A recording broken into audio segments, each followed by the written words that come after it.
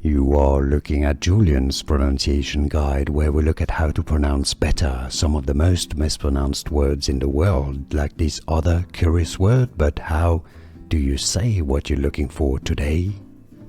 We are looking at how to pronounce this word, meaning Elysians in French, of course. We'll be looking at how to say, there's misspelling here. Anyhow, Élysée is how it's said. So that's the palace of the French president.